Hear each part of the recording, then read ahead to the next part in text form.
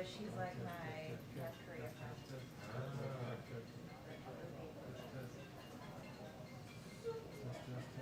Whoa! Test. 1, 2, 3.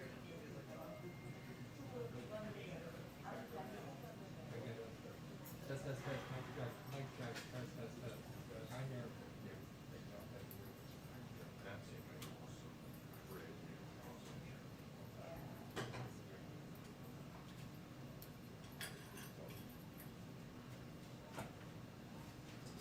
Thanks, Brian. Uh-huh.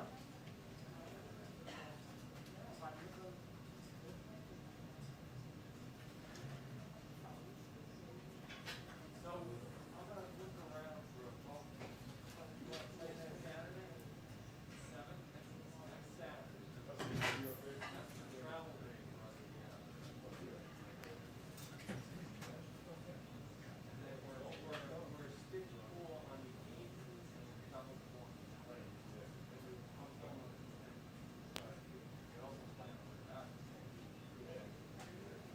So I'm gonna look for a place. How early do you want to play? Well, they can play it. You gotta go over.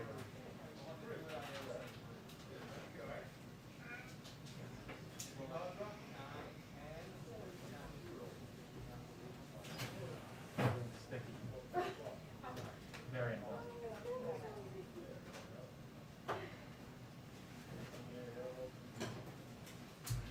Wait, what day you playing what? Round with Saturday.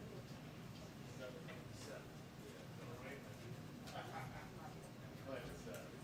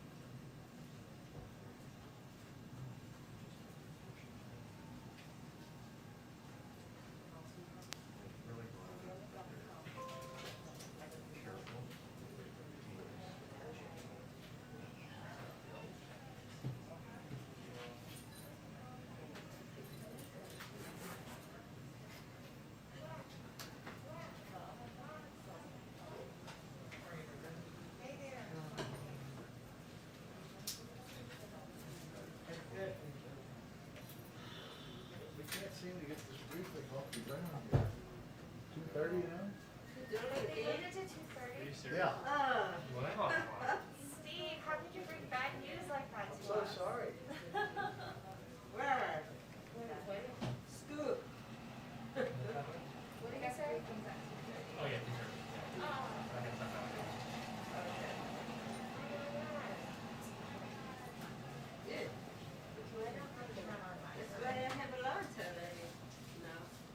Oh, Good idea for you guys to go to lunch.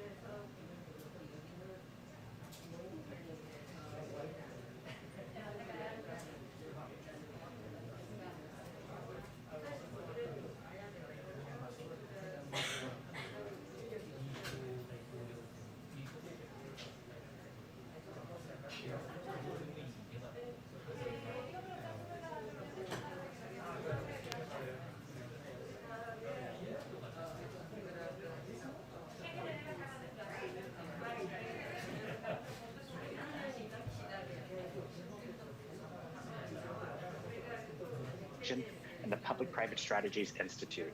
It is now my pleasure to turn the program over to my colleague, Rhett Buttle. Well, hello everyone and welcome. My name is Rhett Buttle. I'm proud to be here today as a small business advocate and president of the Public-Private Strategies Institute. We have an amazing program for you today. I wanted to take a moment to thank all of you. Thank you so much.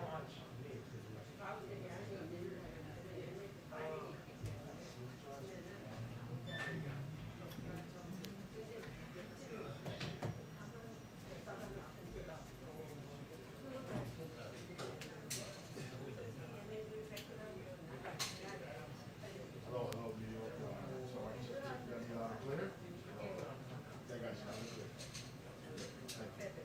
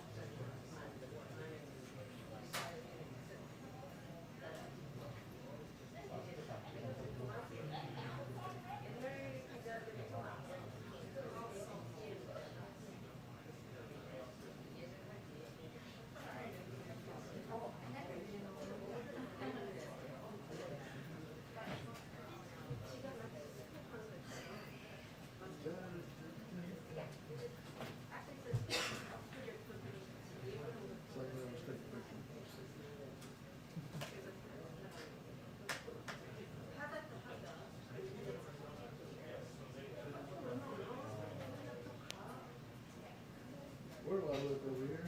Over here. Go that way.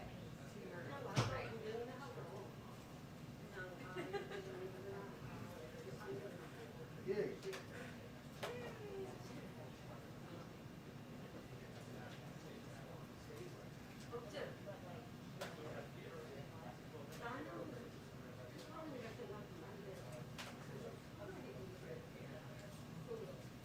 Your entertainment sync with that one.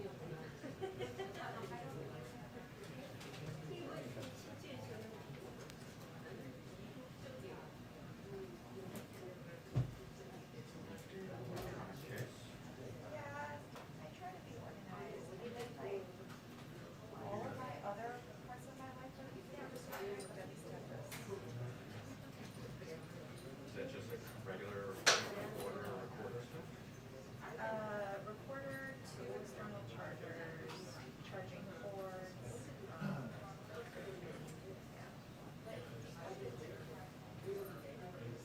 For the trip, I got this like battery charger.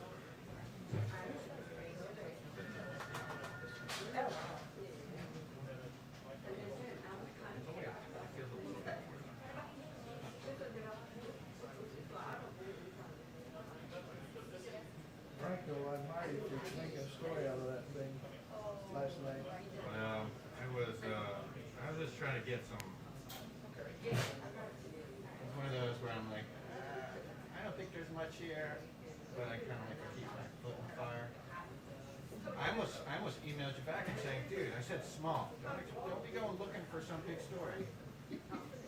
Yeah. Though a contact that texted me and said, hey, your story's on Google News. And I'm like, oh, please, no. Not that one. I gotta look for it. Oh, please.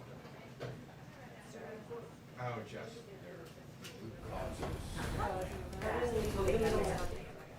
Oh, yeah, 'cause they're doing so much.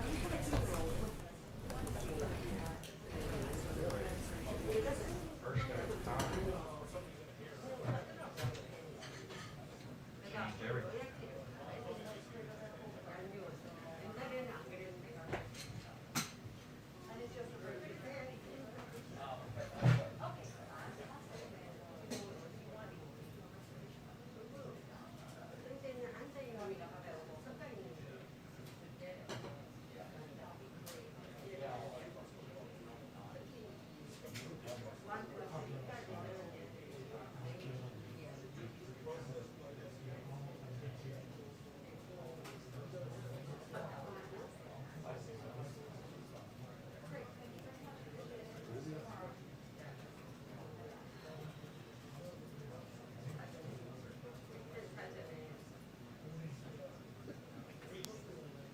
Oh, yeah.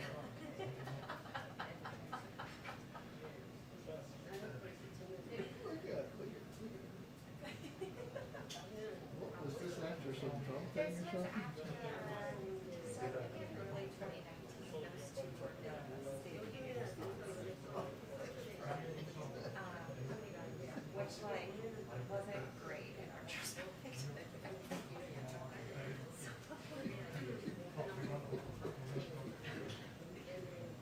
And then the next year she ripped up the speech, right? Yes, that was my that was the response. Remember that?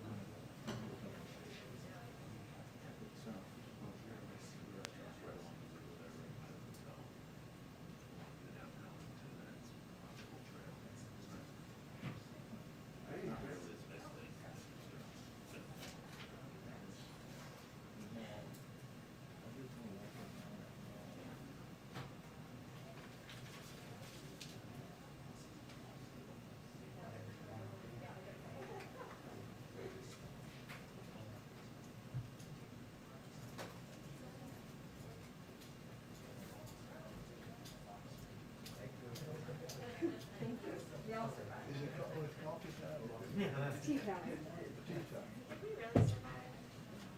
Are we still big friends? Okay. Three?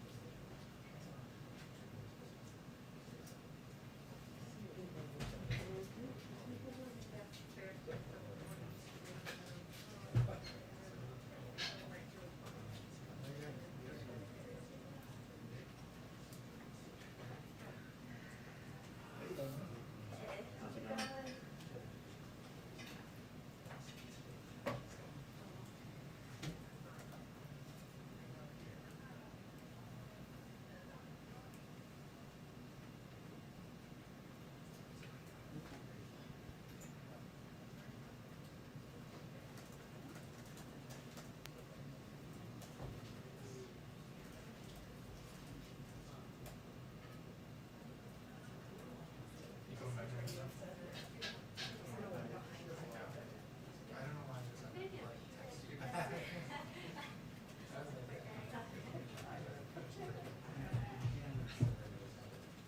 Yes, and there has been a lot of confusion, Sandra, but not here, and for the first time in more than 2 months, everybody that wants to sit in the White House briefing, but that is gonna start any minute, has to wear a mask. That is because they follow the CDC guidance here, and also in Washington DC, it's what the CDC now considers a hotspot for COVID-19. So no confusion about the rules in here.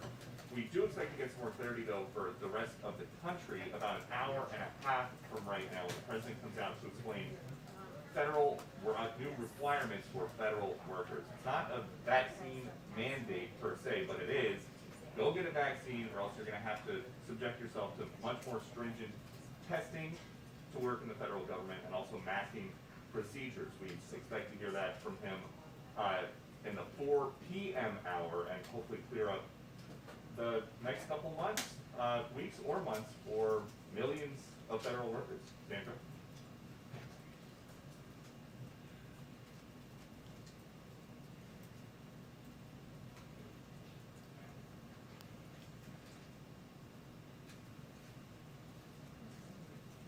Oh, thank you. No, no, thank you for coming. Here, let me move. Thanks. No.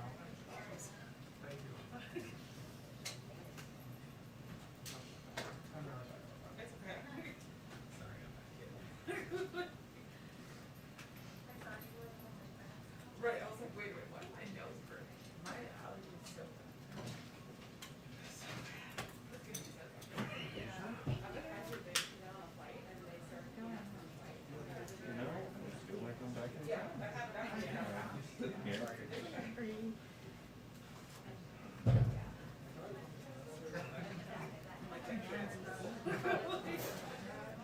I know, which I guess if I'm gonna do it. So, to come in here, no mask, and then go with the heat. I know, and it was like one of those little kinds of like, right, because I'm debating on whether I wanna go back there. Which one behind me? You want me to go behind you? And then when I go out. We'll figure it out.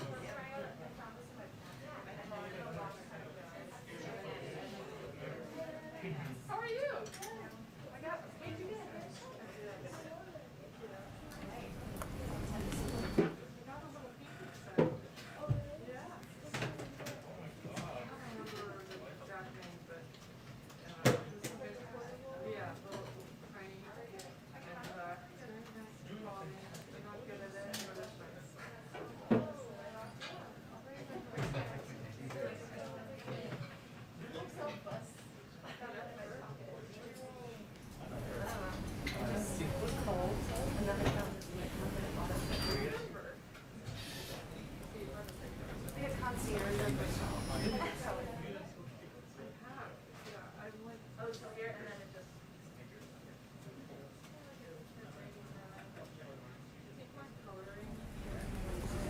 Here you go. I have some in here, hold on. You guys covered your thing? But I came to bring the folks that we want. Everybody good?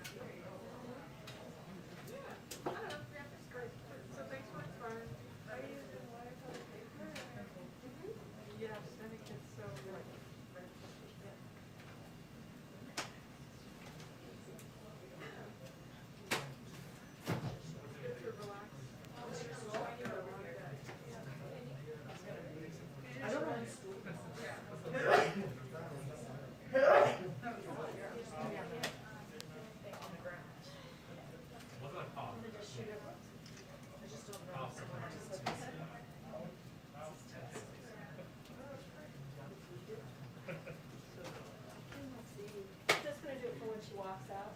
Yeah, as a photographer, we move around and that's not really a scene. Yeah, so. You can hear. Hey, you have some, stand it up, something in your head, stand it up. Right there, the other side. Right there. Oh, you have tapes, turn on stuff. You have some. Good afternoon. Yeah. 2-minute warning for the press briefing.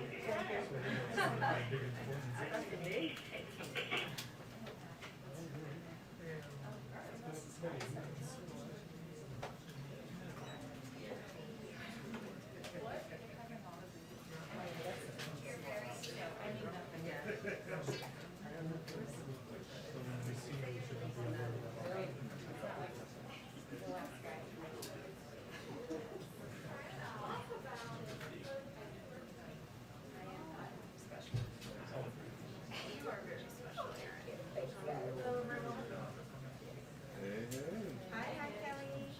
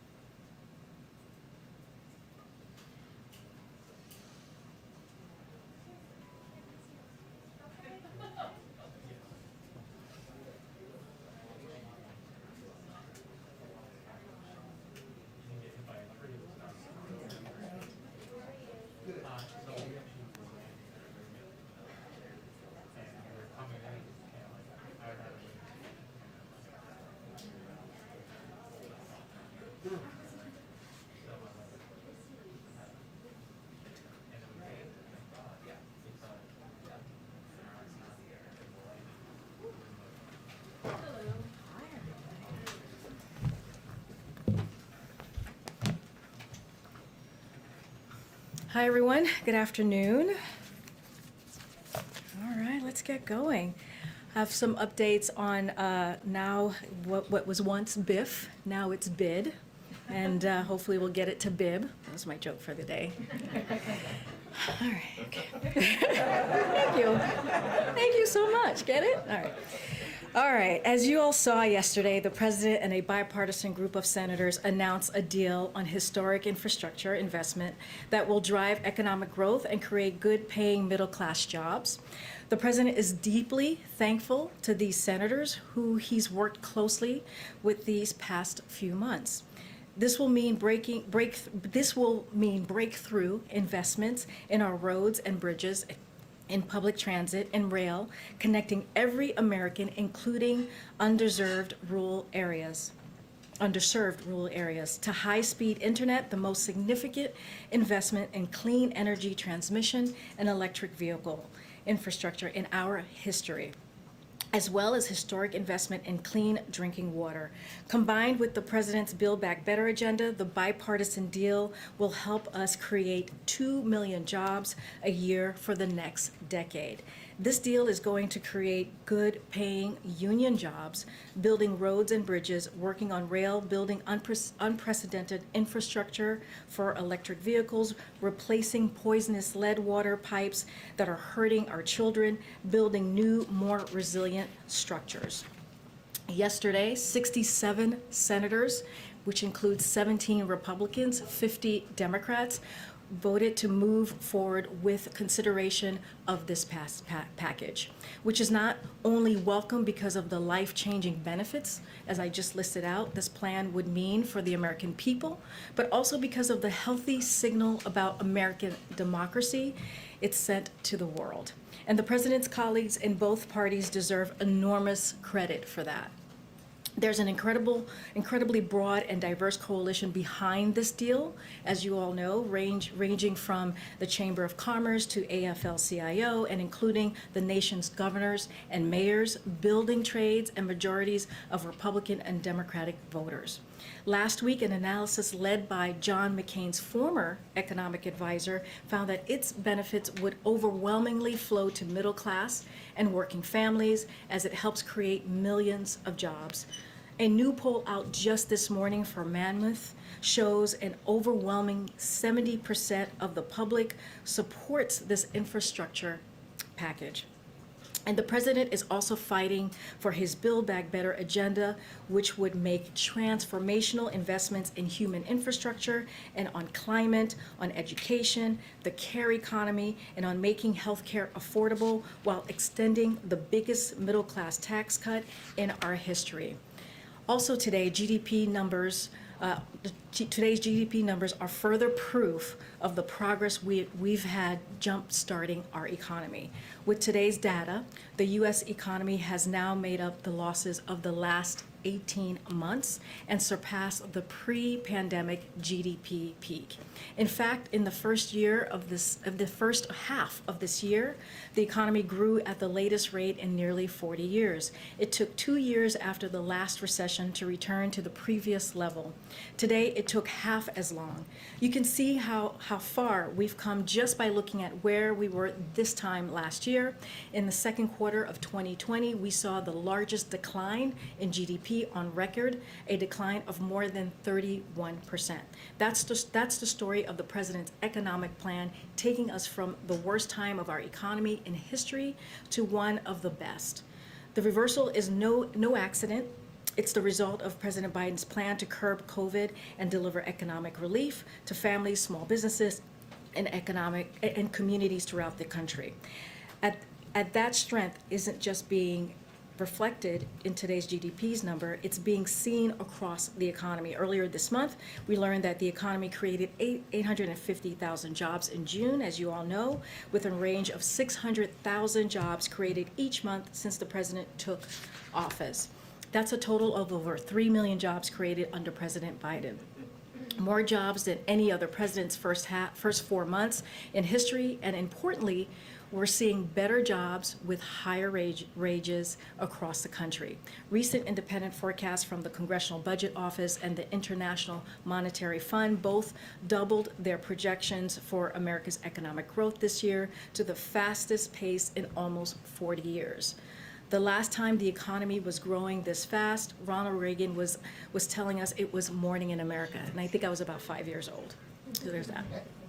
And this boom is backed by other signs across the economy. Consumer confidence is up, jobs are up, personal income is up, and unemployment is down in all 389 metro areas in the U.S. compared to last year's.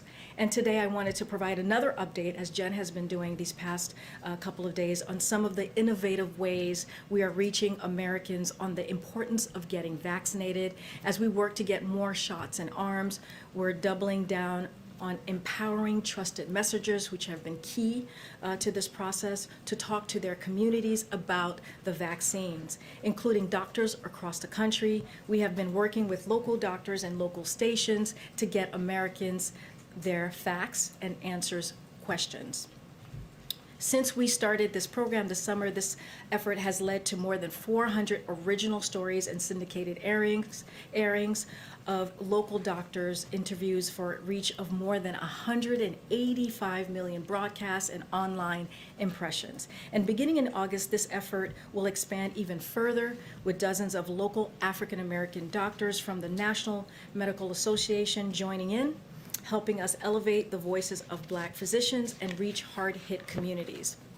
Finally, A brief preview of the President's remarks later this afternoon. The President will deliver remarks on COVID-19 virus about where we stand, the progress we've made, and the steps we need to take now to address rising cases in the nation. He will send a strong message to all Americans, unvaccinated and vaccinated, about the need to stay vigilant in our fight against the virus. And he'll make clear that his administration will continue to provide every resource needed to help communities and individuals across the country to curb the spread of the Delta variant and boost vaccinations. His remarks will highlight several new measures that his administration will take to accelerate this effort. And now, and I know you all are eager for specifics on the announcements, but we'll have something to share shortly on that. You want to take it away, Alex? Sure. So my first question is going to be on specifics, actually, so whatever you can share would be helpful. There's been a lot of questions about how exactly it would work. Will federal contractors be covered? How will the federal government collect proof of vaccination? And will those who refuse to follow the guidelines be subject to disciplinary action or termination? Is there any clarity you can offer on any of those aspects? Well, so I don't want to get ahead of the President, so I don't have anything specific to share. But I'll say a little bit more. I know the official details on the President's remarks and any forthcoming guidance that will be coming shortly on federal workers, as you're asking about, Alex. But one of the things that I want to kind of touch base on again, which is what I was talking about, which was one of the things that was under consideration yesterday. I discussed this yesterday on the plane on Air Force One on our way to Pennsylvania, which is attestation of vaccination. For those who may not know, it means confirming a vaccination status or abiding by stringent COVID-19 protocols like mandatory mask wearing, even in communities not with high or substantial spread, and regular testing for federal employees is one option under strong consideration. This is a really helpful way to ensure a safe workplace for employees. It also is not dissimilar to some of the protocols that you all have put in place in some of the new newsrooms that you work in, including Fox, Peter, who, to my understanding, is asking for self-attestation to ensure a safe and healthy workplace. So this is not an unusual matter. So we understand that there's significant weight to what the federal government handles, how the federal government handles reentry, and a key goal of ours is to ensure we have a sustainable model to keep employers across the country to make sure that they work in a safe workplace. And then on the SID arrivals that are coming, can you tell us anything more about that? Are they coming tonight or tomorrow?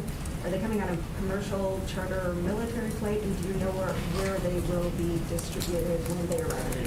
Yep. So President, as you know, said clearly that he is committed to making sure that the people who helped us these past 20 years are also taken care of and being helped as well. Look, I can tell you that the President set a clear goal. We will begin relocating eligible and interested Afghan SIV applicants and their families before the end of this month. We're getting close to that.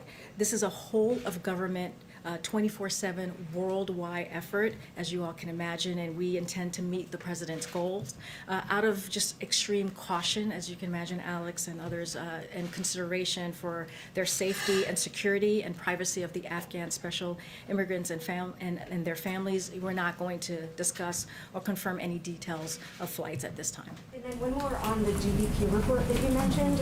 While it showed strong economic growth, it also suggested that employers are having trouble rebuilding their inventory and may have trouble sort of selling goods in the coming months. And while you guys have said that inflation is just an immediate concern, doesn't that suggest that there could be lingering inflation effects in the long run if companies are not able to build up some of those inventories because of supply chain bottlenecks? So just to say a little bit more, just to reiterate, like today's GDP's numbers are further proof of the progress we've made and jumpstarting our economy, as I mentioned. With today's data, the U.S. economy has now made up the losses of the last 18 months and surpassed the pre-pandemic peak, as I mentioned. In fact, the last first half of the year, the economy grew at the fastest rate in nearly 40 years, and it took 2 years after last recession to return to the previous level. Today, it took half as long. You know, just to give you a little bit more, just 1 year ago, CBO predicted real GDP would be 3% below its pre-pandemic peak in the second quarter of 2021. Today, we learned that thanks to the shots in arms and checks in pockets, it's now above the peak. You can see how far we've come just by looking at where we were this time last year. In the second quarter of 2020, we saw the largest decline in GDP on record, a decline of more than 31%. That's basically the story of the president's economic plan. This is what he has talked about for some time, and especially when you look at his economic policy, making sure that no one is left behind. This is part of, as we can imagine, as we've talked about, the Build Back Better plan.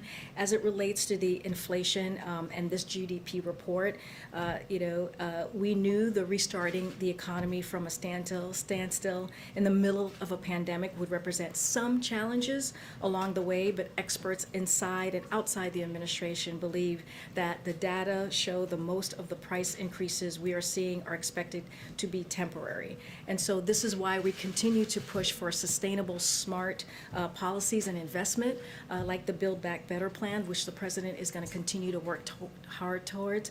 As I mentioned, this is his economic policy that he's talked about for the past year that started with the campaign, and it's really to make sure that we do not leave anyone behind. Now that you've got the infrastructure deal, does the president now turn his attention to the reconciliation bill, and does he hope to bring some Republicans along, or do you believe you'll just have to rely strictly on Democratic votes? Yeah, so as you can imagine, the president, this is just the beginning of the process. The president is committed to his Build Back Better plan, as I was just mentioning, which includes the reconciliation plan. As you can imagine, the president is going to continue to talk to congressional members on both sides of the aisles, as he's been doing this past 6 months, to make sure that he gets support for something that is incredibly important to the American public. And secondly, Iran has said they won't return to the nuclear talks until their new president is in power, which takes place on August 5th. Do you think the talks will resume then? How long are you willing to wait? So I'll say this. The timing for the 7th round has not yet been announced, as you all know, and we're not going to speculate to when that will be. Look, we've demonstrated time and again that we're prepared to move forward with a mutual return to the compliance with the JCPOA, the Iran nuclear deal. When Iran is done with its presidential transition process, we are prepared to plan our return to Vienna to continue with our talks. We remain interested in seeking mutual return to compliance with the JCPOA, though, as the Secretary has made clear, Secretary Blinken, this offer will not be on the table indefinitely. So this is something that we are still moving forward with and determined to make happen. I wonder if you have a ballpark estimate of the percentage of the federal workforce that you believe is still unvaccinated. I don't have that number to share with you at this time, so I'm happy to check with our team, but I don't have a number to share on that. Do you believe that the president's announcement today is one of the goals of this to spark more private businesses to follow suit, as we've already seen in the last coming days? Well, I don't want to get ahead of the president's announcement, but like I said, when talking about today, the federal government, we see ourselves as a model for other companies and other organizations, and that's something that we don't take lightly. But as you can imagine, the president's goal, he's going to talk about this, and the president's goal these last 6 months is to really work to curb this pandemic, this virus, to fight against it. But it's going to take all of us. It's going to take all of us to do that. And our message continues to be, we have to make sure that people get vaccinated, and we're going to continue to do that as we've done these last 6 months. Thanks so much, Karine. We have heard from some associations ahead of the president's announcement today. The Federal Law Enforcement Officers Association says Americans have a right to privacy and choice. They're accusing your administration of pushing people to undertake a medical procedure. Are you expecting resistance to this announcement, and what is your response to that? So I'll say this. Look, our priority is the American people. We have to make sure people are safe, and we're continuing to save lives. That is the most important thing. That's how this president sees this. We listen to the science, and we provide Americans the information they need to protect themselves and help end this pandemic. That is key here. That is critical and important. And that is why we have strongly encouraged Americans to get fully vaccinated, take an unprecedented action to make it easier and convenient. It's very easy to get vaccinated. Just go to vaccines.gov and make an appointment and get vaccinated. It's so important, not just to protect yourself, but to protect your family. And so that is the goal here. This is what we want to do. We want to continue to make it easy and convenient for Americans to get a shot.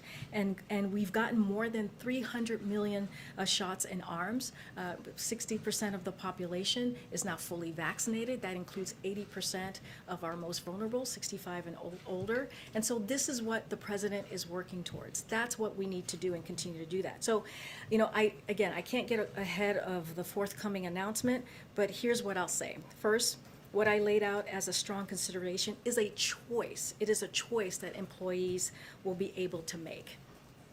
Because largely unvaccinated people continue to spread the virus, and until we have more people who are vaccinated and are curbing the spread, there needs to be proper protocols to keep Americans safe.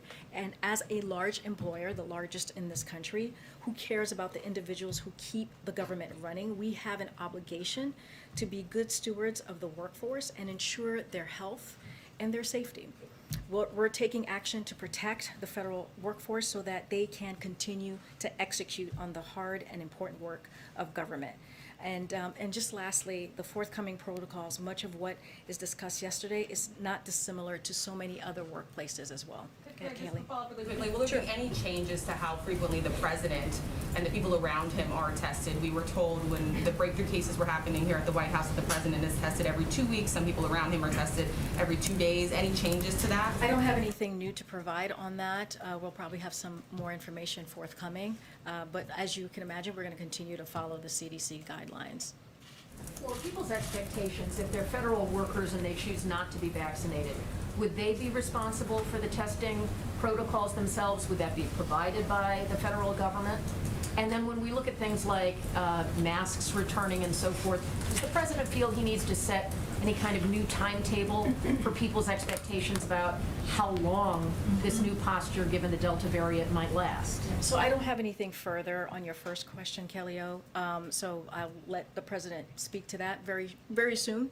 In about a little bit more than an hour, he'll lay out his plans and what he's wants to talk to the American people about. To your other question, can you repeat that again? Expectations. Since people are wearing masks now in D.C., we've got indoor mask requirements. That's happening in a lot of places around the country. We know just a few weeks ago the president had a very different approach. The science has changed, we're told. Is he going to try to set expectations for the public? So I think the president, I don't.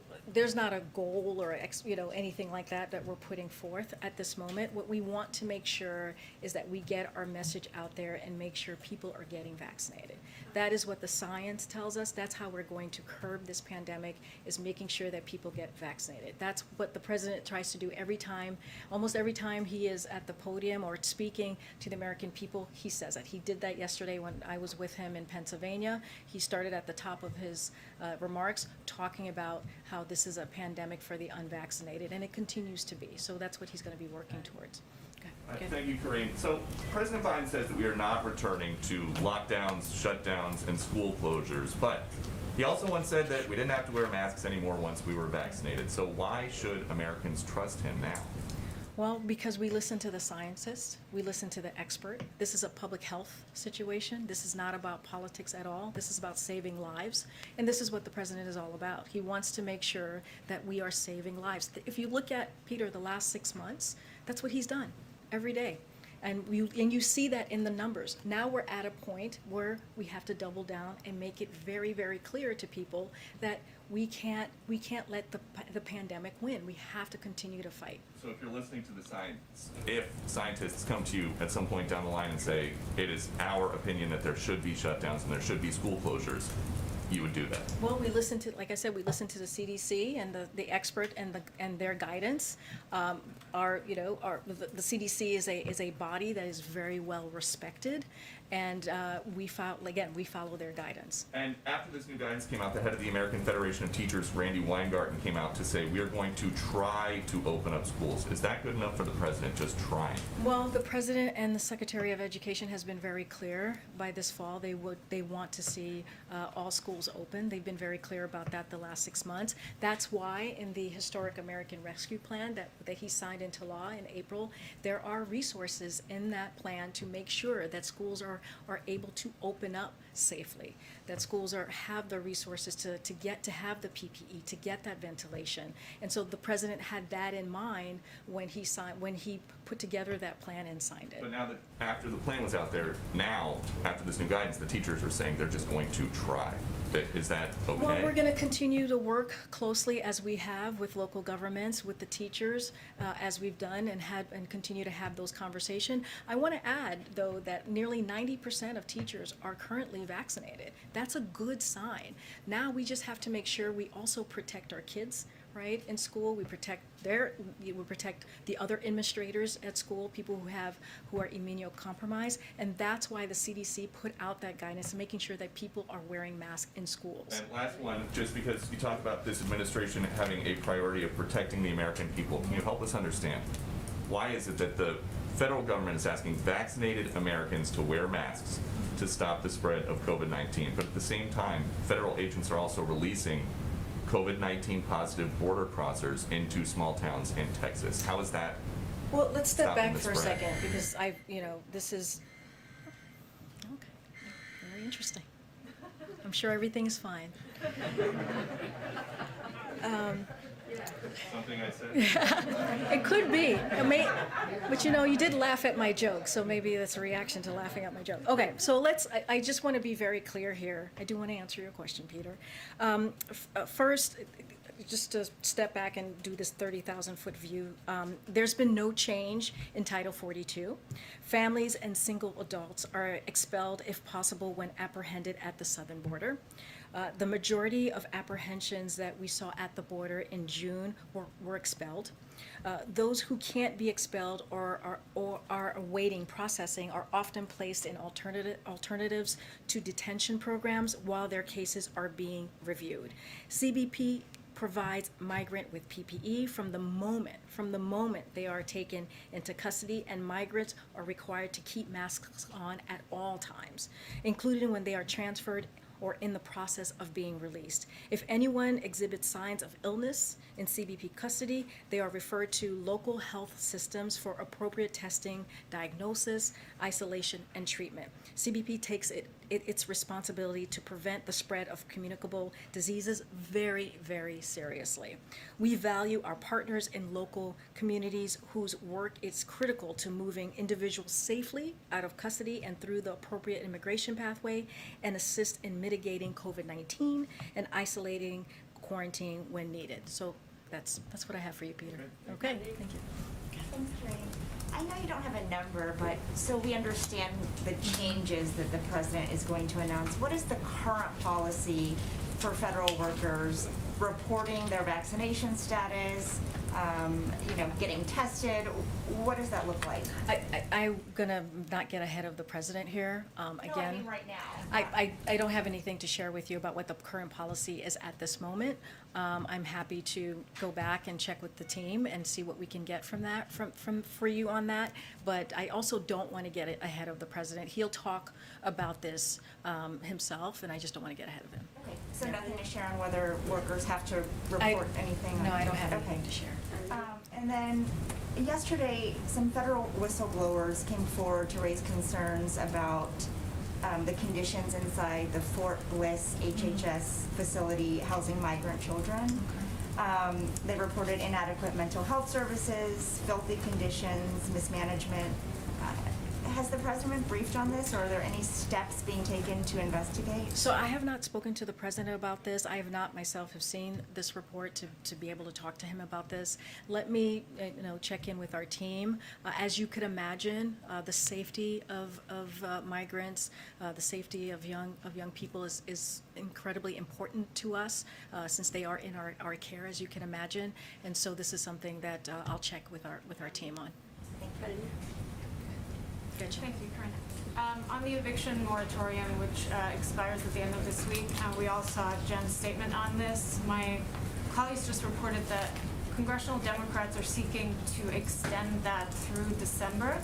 Does the White House support Congress extending it to that deadline, or do you have a different deadline in mind? So let me step back for a second, because this is an incredibly important issue, as you can imagine, to the American people. So given the recent spread of the Delta variant, including among those Americans both most likely to face evictions and lacking vaccinations, President Biden would have strongly supported a decision by the CDC to further extend this eviction moratorium to protect renters at this moment of heightened vulnerability. Unfortunately, as some of you might know, the Supreme Court has made clear that this option is no longer available. In June, when CDC extended the eviction moratorium until July 31st, the Supreme Court's ruling stated that clear and specific congressional authorization via new legislation would be necessary to the CDC to extend moratorium past July 31st.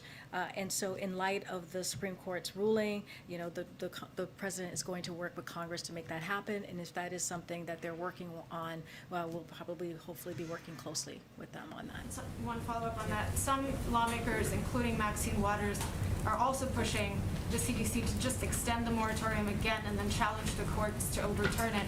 So if the congressional route doesn't work in the time frame that you have, why not go that route and see what the Supreme Court does? Let me just share a little bit about what we have been doing. So we will continue an all of government effort to keep Americans safe and housed through the swift dispersal of emergency rental assistance to states and cities, which has been incredibly important to the American people. And so we're going to make sure we get the word out, and so that people know that the availability of rental assistance is out there, and to support grantees in ramping up their efforts. Yesterday, we held a day of action to promote the availability of rental assistance, which reached tens of millions of Americans. Last week, the Treasury released new data on emergency rental assistance program, which showed that more than $1.5 billion in assistance was delivered to eligible households in the month of June, more than what was provided in the previous 5 months combined. So in June alone, this assistance served nearly 300,000 households, preventing them from facing eviction proceedings. And these funds that I'm talking about right now can continue to be dispersed to renters and landlords in need until 2025. So these emergency rental assistance funds do not expire when the moratorium lifts. We're engaged on an all-of-government effort to help states and localities put additional protections in place, including encouraging diversions proceedings so renters have the opportunity to stay in their homes. And so that's what we're doing on the government side, and we will continue to work with Congress. And then lastly, on the GDP numbers, given obviously the surge in the Delta variant and the lower than expected number today, does the White House still believe that the emergency unemployment benefits should expire in September? Well, it's set to expire in September, as you just mentioned. That is something that we're going to keep an eye out. Look, our country and our economy are in a much stronger place than we were in January. That's just a fact. I talked about the more than 3 million Americans who are back at work, and and unemployment claims have more than halved. So we know the vaccines are working, including against the variants, at protecting against severe cases, deaths, and hospitalization. And so when it comes to the economy, there are no significant signs at this point of the Delta variant's impact, and would expect that much of the economy impact would be felt in the communities with lower vaccination rates, as we've been talking about. That's why we're doubling down on our efforts to ensure we're reaching Americans with vaccine where they are. So that's going to be our focus in the meantime. Thanks, Karine. I know you don't want to get ahead of the president's remarks, but I wanted to ask about communications strategy.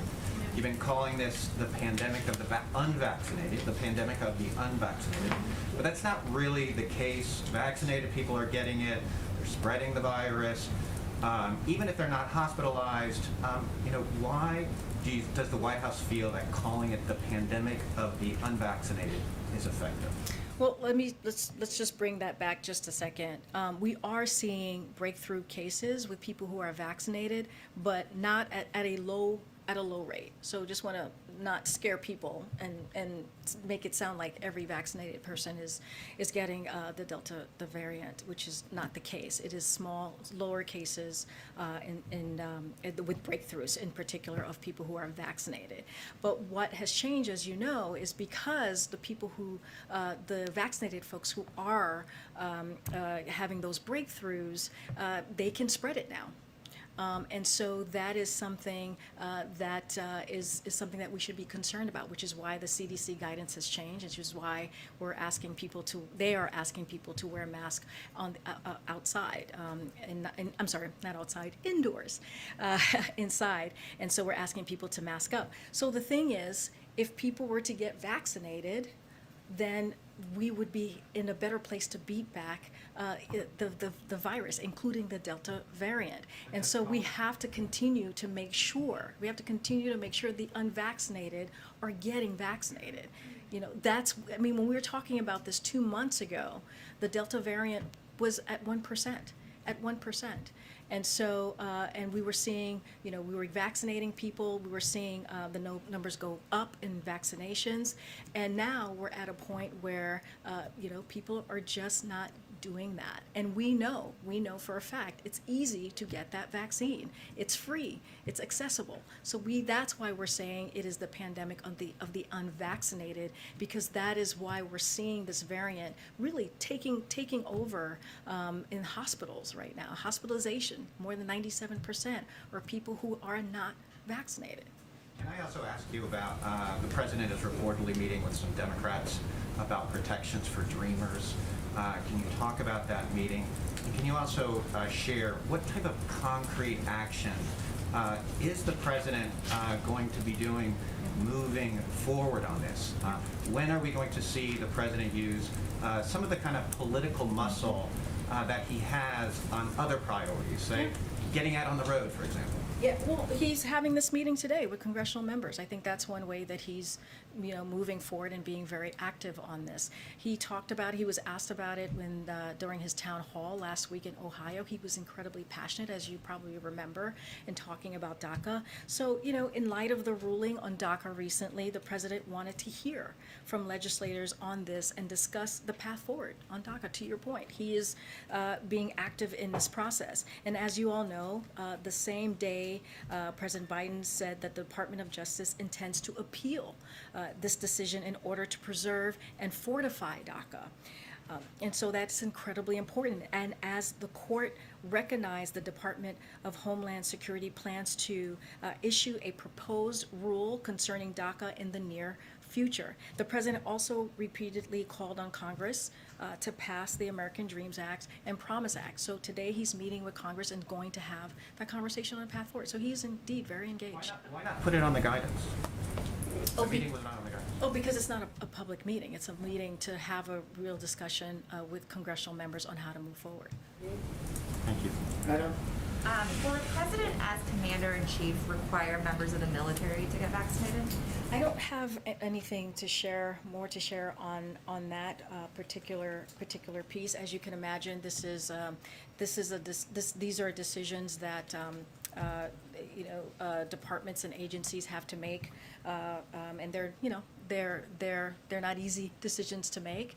The VA was able to do that. They had to go through their process to make that happen, and it was specific for folks who are dealing in the public health sector. A quick follow-up. So would President Biden be comfortable with unvaccinated members of the military going to places around the world where vaccines are not widely and readily available to those populations?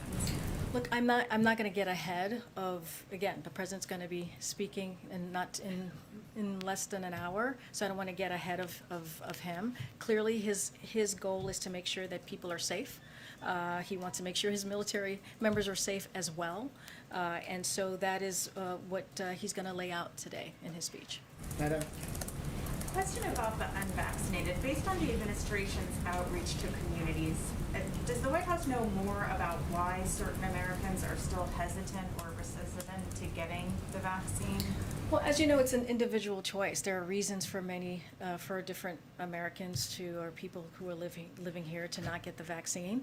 But our job is to make sure that we continue to have trusted voices, to make sure that we listen to the science, to make sure that we have that public health education out there to let people know how important it is to get vaccinated. I don't know, the different reasons of why people are not getting vaccinated. There are an array of reasons. Misinformation is one of them. Disinformation is one of them, which we had the Surgeon General was here not too long ago talking about that and what the data that he had to share and how dangerous that was or that is to many Americans. But our job right now, and as we have continued, as we're going to continue to do, as we have done, is to make sure we get that information out there and people understand and listen to the science and the health expert and get vaccinated. Some major companies announcing new vaccine policy.